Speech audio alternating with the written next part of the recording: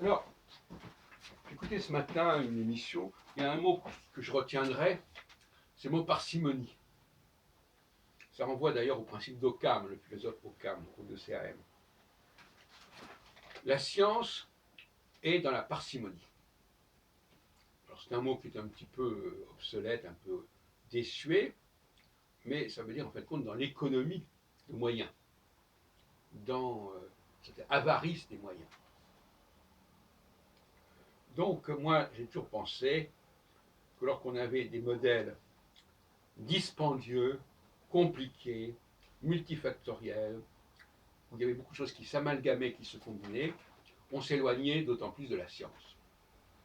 Et qu'au contraire, lorsqu'on arrivait à des choses extrêmement élégantes, extrêmement parcimonieuses, extrêmement fines dans leur formulation, on s'en rapprochait.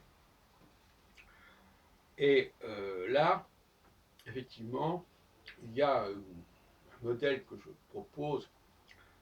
Je pense que les hommes ont plus le goût de la parcimonie que les femmes. C'est-à-dire que finalement, ils ont plus l'instinct de la simplicité du schéma, qui veut dire d'ailleurs beaucoup de capacité de synergie, de synthèse, pour justement arriver à quelque chose de simple.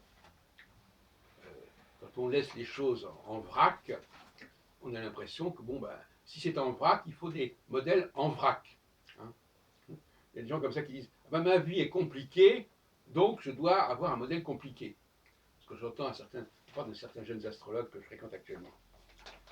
Donc, j'ai toujours été guidé par le principe de parcimonie, d'où l'idée d'un monoplanétarisme, contrairement au polyplanétarisme. Monoplanétarisme qu'on retrouve d'ailleurs paradoxalement dans l'astrologie populaire des horoscopes.